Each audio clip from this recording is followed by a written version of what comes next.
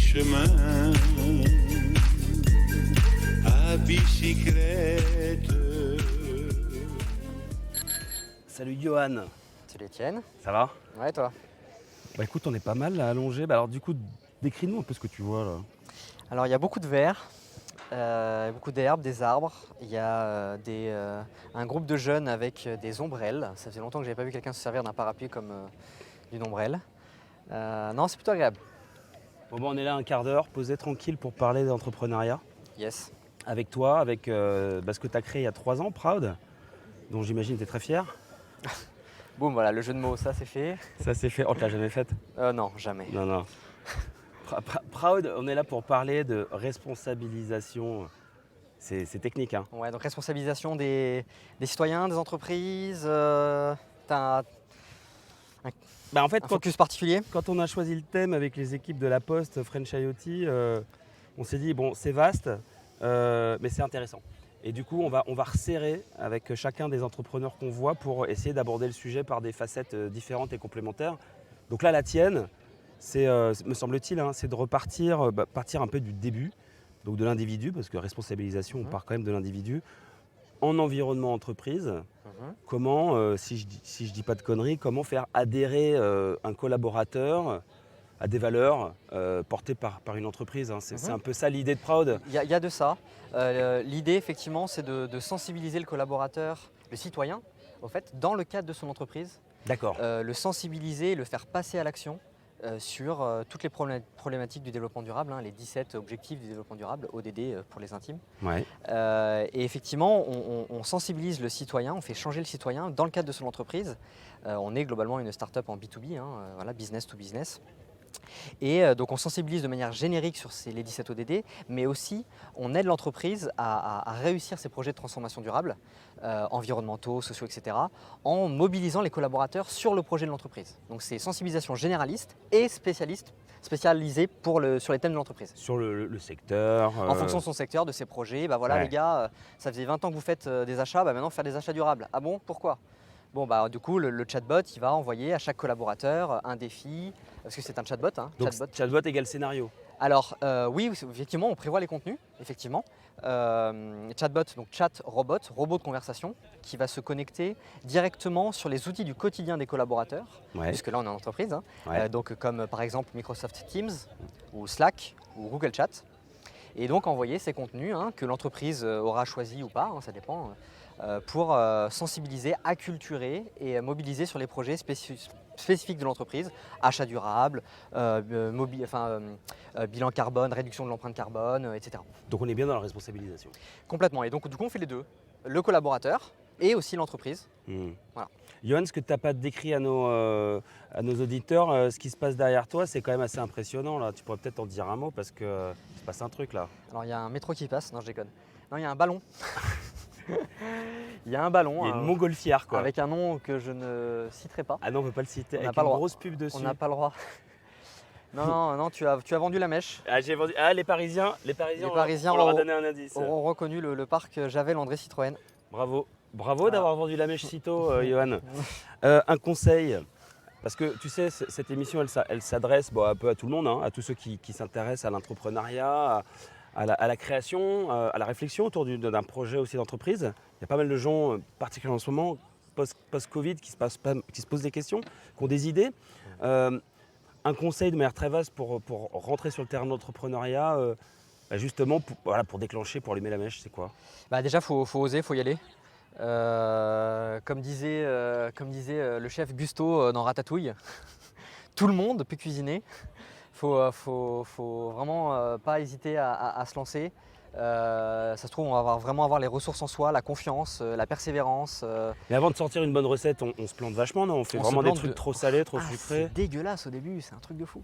Mais on peut pas se planter super souvent quand même. Enfin, après, c'est bisounours quoi, la référence. Non, il faut rapidement arriver sur quelque chose qui fonctionne, effectivement. Comme on dit hein, dans la méthodologie Lean Startup, on commence avec un plan A et on pivote le plus rapidement possible en étant en contact du terrain.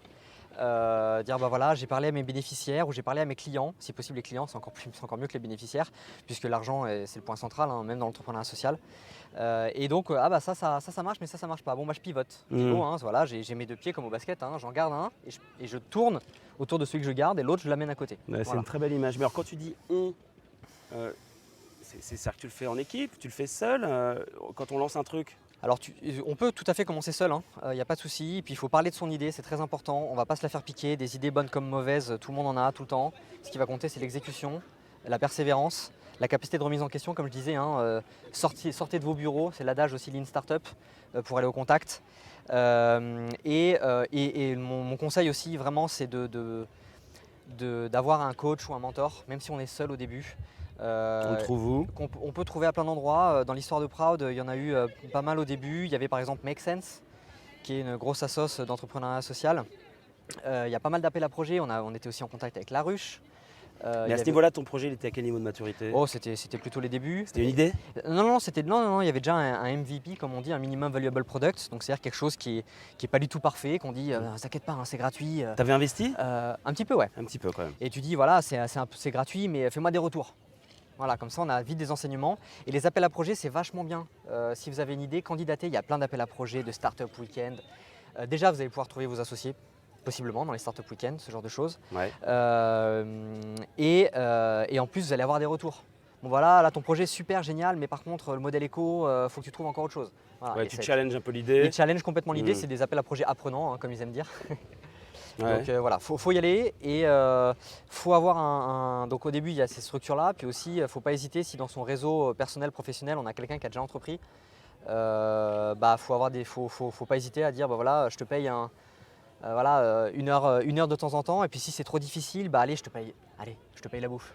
Alors on déj ensemble. Je t'invite. Oui, il y a quand même une contrepartie, un investissement, c'est comme quand tu Ça vas voir dépend. le psy, quoi. Ça dépend, il y a des gens la plupart des gens, ça fait extrêmement plaisir de filer un coup de main et d'avoir des retours.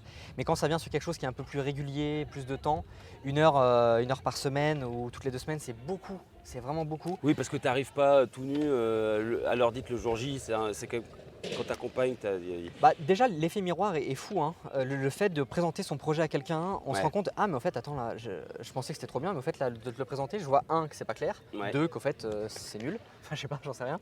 Voilà. ou que c'est pas assez précis. C'est pas assez précis, c'est pas clair. Une fois, je suis arrivé, je pensais que mon pitch deck, entre guillemets, il était trop bien. La personne m'a dit en face, bon alors Johan, j'ai pas compris ce que vous faites. Alors là, je suis tombé de 3 étages. Voilà. Alors, tu sais, hein, comme disaient les inconnus, il y a les bons chasseurs et il y a les mauvais chasseurs. C'est quoi un bon entrepreneur, la qualité première? Bah, du coup, vraiment, je pense que c'est la remise en question. Être capable de vite se dire ça marche, ça marche pas. En fait, il faut limite aimer se prendre des murs.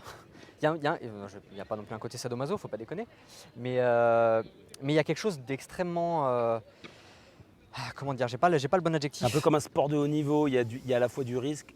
Le niveau de risque est aussi fort que celui de la satisfaction. Ouais, et on finit par prendre goût au risque aussi. Ouais. Mais en fait, quand on se prend un mur, en fait, on est super déçu. Parce que mince, juste, je pensais que mon truc c'était trop bien et en fait ça l'est pas. Mais en fait, on est aussi très content parce qu'on se dit génial, j'ai eu une info, j'ai acquis un enseignement et en fait, c'est pas par là qu'il faut que j'aille, il faut que je prenne un autre chemin. Et donc, ça se trouve, j'ai gagné 3 mois en prenant un mur. Et ça devient super sain. Voilà. On en a plus peur en fait. Alors, chez Proud, il y a une brique techno qui est importante avec le chatbot, tu nous en as dit quelques mots. Est-ce que l'entrepreneuriat, la start-up, on parle beaucoup de start-up, mais moi j'aime bien parler d'entrepreneuriat, j'aime bien parler de PME quasiment à un certain moment. Parlons de start-up s'il faut parler de start-up, mais start-up ça induit, en tout cas dans ma manière de voir les choses, nécessairement une brique techno. Est-ce que tu penses...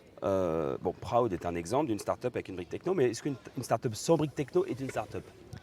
Oui, tout à fait. On peut avoir un projet innovant, plus qui crée de la valeur économique. Donc là, c'est l'entrepreneuriat classique, entre guillemets, plus qui peut créer de l'impact positif social et environnemental. Donc là, on est dans la branche de l'ESS, économie sociale et solidaire et environnementale. Ça peut être du coaching, ça peut être de l'accompagnement, du conseil, ça peut être des ateliers, ça peut être plein de choses. Nous, on a choisi effectivement d'avoir une brique techno. Parce que c'était dans les valeurs du projet d'utiliser le digital pour sensibiliser un maximum de collaborateurs, d'où le nom Proud, hein, comme tu disais tout à l'heure, hein. La fierté plus crowd, la foule. Ouais. Voilà. Donc nous on a choisi ce créneau et avec un élément différenciant par rapport au marché qui est qu'on se connecte directement sur l'outil du quotidien des collaborateurs comme Teams, Slack, Google Chat, etc. Non, pour terminer de répondre à ta question, une startup à impact n'est pas forcément techno. Il faut aller vite pour avoir d'impact. Je veux dire, le time to market, comme disent nos amis british, est-ce que c'est vraiment important d'aller vite? Parce que les idées, on sait que elles fusent, on peut se les faire piquer, elles peuvent mourir dans l'œuf. Il faut aller vite.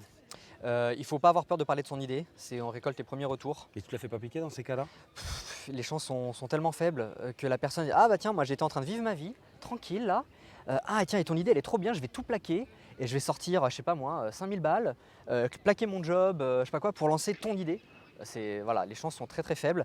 Et on a beaucoup plus à gagner à confronter son idée au réel. Parce que sinon on va dans le mur, souvent. Ouais. Voilà, encore une fois, test and learn, remise en question, etc.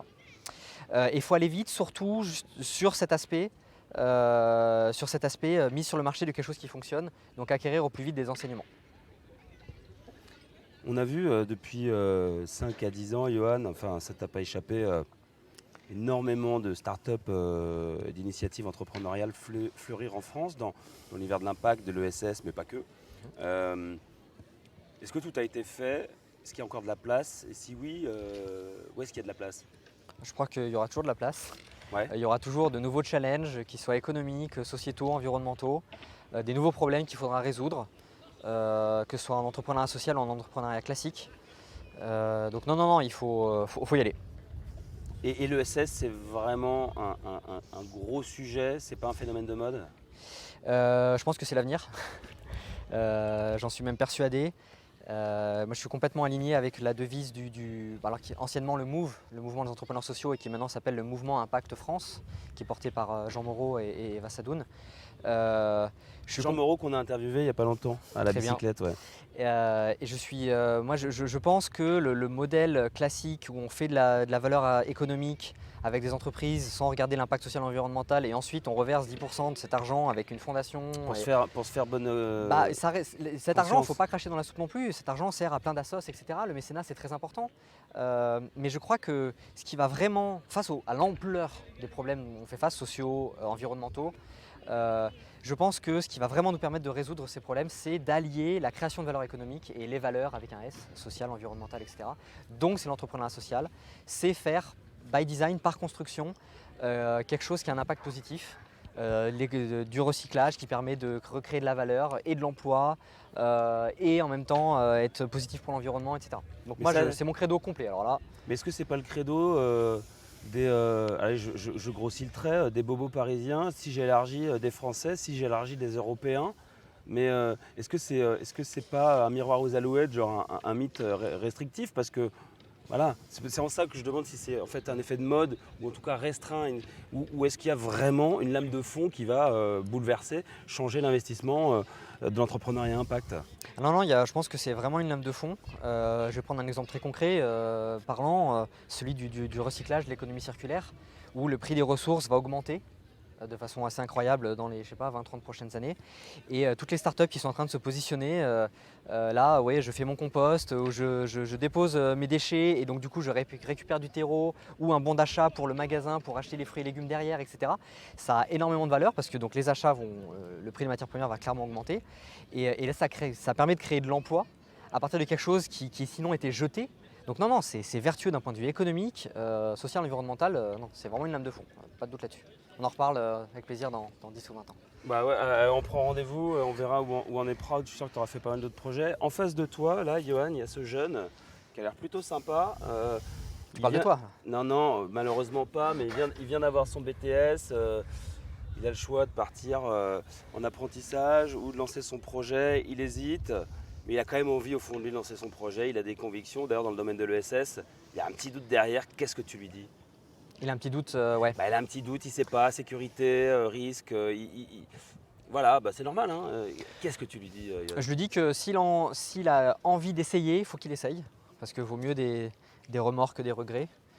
Ou l'inverse, je ne sais jamais comment utiliser cette expression. Oui, mais on l'a compris. On l'a compris. Ouais. Et qu'au début, on peut tout à fait commencer. On a encore, de mémoire d'ailleurs, il y a un statut étudiant pour créer des boîtes, Ah ouais. à vérifier hein, Ouais. quand même. On regardera. Et on peut démarrer avec de la love money comme on dit. Hein. Tonton, papa, maman, prêtez-moi un peu ça, puis je reste encore chez les parents. Et j'essaye. Il y a plein, comme je disais, de startup week-end, de structures qui permettent d'essayer de se lancer. Et on peut accéder à plein de financements. Vive la France, vive l'impôt, vive les subventions qui permettent de lancer des centaines et des centaines de projets derrière qui le rendent bien à l'État quand ils ont réussi. Donc non, il faut vraiment y aller.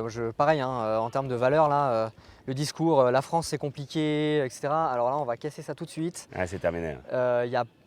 Non, créer sa boîte, ça se fait facilement. Il y a plein de financements de partout. Merci la BPI, merci la région, merci, enfin tout quoi. Ouais. Faut ouvrir les yeux et tenter l'aventure en tirant profit de toutes les opportunités qui se passent. Et elles sont nombreuses, on a compris. Le message, Johan, merci de ton temps. Je crois que j'ai pris un petit coup de soleil au parc André Citroën. C'était super sympa de faire ta connaissance. Carrément.